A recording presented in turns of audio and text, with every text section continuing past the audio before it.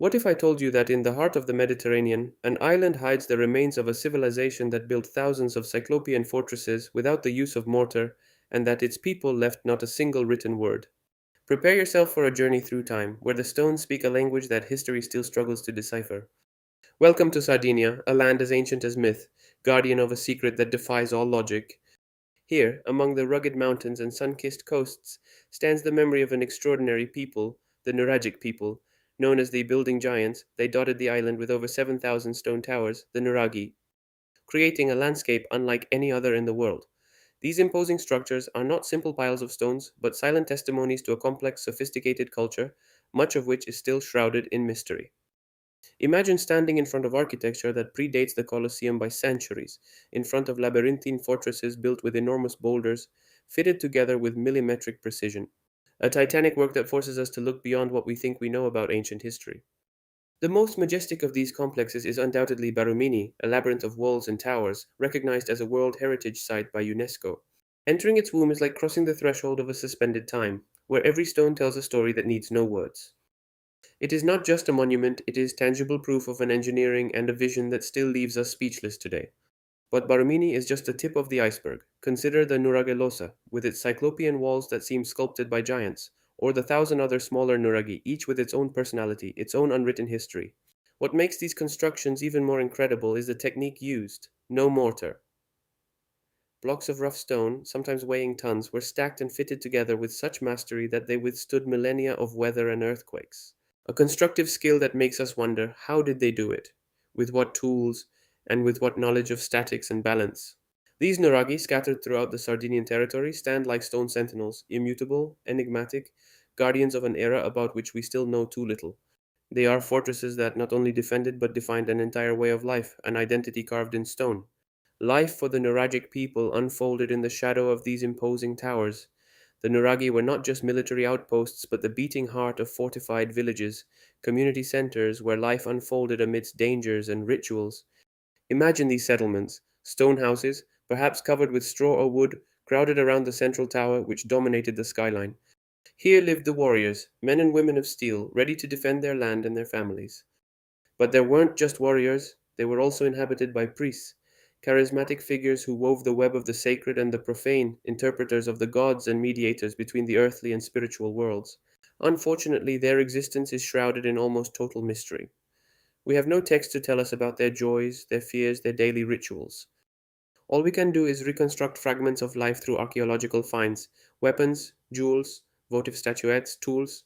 These suggest an organized society with hierarchies and specializations, but the detailed narrative of their culture eludes us. What were their names? What were their songs? Everything is lost in the echo of the stones. Yet we can glimpse something. A fundamental aspect of their spirituality was the cult linked to water. In an island that, like many Mediterranean regions, could suffer from drought, water was life, purification, a divine gift. The sacred springs and sacred wells, such as that of Santa Cristina Vig, with their perfectly conical architecture and the play of light created inside, are breathtaking testimonies to this veneration. Water was believed to have healing powers, kibisectiga otadeisti, to be a means of communication with the gods, an essential element for regeneration. These places were not simple fountains, but true sanctuaries, where complex rites and votive offerings were performed, perhaps in search of prosperity or healing. But their connection with the sacred wasn't limited to water. The Nuragic people looked up to the sky. For them, the stars were not just distant lights, but celestial guides, a cosmic clock that dictated the rhythms of sowing and harvesting, perhaps even travel and battles. Many Nuraghi present precise astronomical alignments, which suggest a profound knowledge of the celestial cycles. These stone observatories were not only fortresses, but perhaps also calendars, places where priest astronomers studied the movement of the stars to interpret divine will or predict future events. This fusion between the pragmatism of defense and the spirituality linked to the natural and celestial elements offers us a fascinating glimpse into their vision of the world, a world where every element was imbued with meaning and mystery. Entering a nuraghe is an almost mystical experience. The thick stone walls absorb every external sound, leaving you enveloped in a millennia old silence. The air is cool, sometimes humid, and light barely filters through the small openings or from the top of the tower. Every step echoes amplified as if you were walking through history itself. This silence is the true guardian of neuralgic secrets. It is a silence filled with expectation, with unanswered questions. What really happened in these dark rooms? What conversations were held? What decisions were made? What fears and hopes filled these spaces? The tragedy, or perhaps the challenge, of this civilization is that they left no written record. No papyrus, no clay tablet, no engraved text that can tell us directly their history, their laws, their myths. All that remains to us are these immortal stones. They are their only language, their only legacy, and this makes their study both fascinating and frustrating. We must learn to read the stones, to interpret their position, their shape, their function. It is an archaeological detective work where every fragment, every detail can be a precious clue. Imagine climbing the narrow, spiraling internal stairs of a nuraghe carved into the rock. The atmosphere intensifies. The walls speak of hands that shaped them millennia ago, of shadows that danced in the torchlight. In the internal chambers, sometimes overlapping, researchers found remains of ceramics, weapons, tools, and sometimes even small statuettes. These objects, though silent, offer us glimpses of understanding of their daily lives, their artisanal skills, their trades. But the complete narrative, the one that would allow us to understand who they really were, remains sealed in this stony silence. It's like holding a magnificent book in your hands, but with all the pages blank. We know there's a story, but we're forced to imagine it, to feel it on our skin as the Sardinian wind whistles through the cracks in the rock. This is the true climax of the Nuragic experience, the awareness of being faced with a colossal and at the same time incredibly elusive legacy, a legacy of deeds and beliefs that we must decipher through their greatest silent monument. Even today, almost 4 millennia after their construction, the Nuraghe dominate the Sardinian landscape.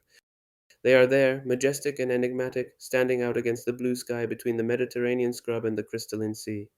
They have become symbols of Sardinia itself, icons of a strong and ancient identity, but they are much more than simple monuments. They are sentinels of time, witnesses of an era in which man knew how to build wonders with only his hands and a profound understanding with the surrounding nature. They continue to defy logical explanation and fire the imagination of history buffs, curious tourists, students, and archaeologists. And of course, all the Sardinians who see them as an indissoluble bond with their roots. Every time a new Nuraghe is rediscovered or studied, a small glimpse into this lost universe opens, but the big question remains: who were the Nuragics really? What was their ultimate purpose in building so many and complex structures? What led to their slow disappearance? The Nuragic civilization is a powerful reminder of how much we still don't know about our past, and how history can be sculpted in unexpected ways. It is not a solved mystery, but a living mystery, which continues to breathe among the ancient stones of Sardinia, inviting us to contemplate the greatness and fragility of human memory. Their fortresses stand there, unchanging, reminding us that some of the greatest stories are written not with ink, but with the unstoppable force of human will, etched in stone for eternity. If this dive into the Nuragic mystery has piqued your curiosity, don't forget to explore other ancient secrets with our next video.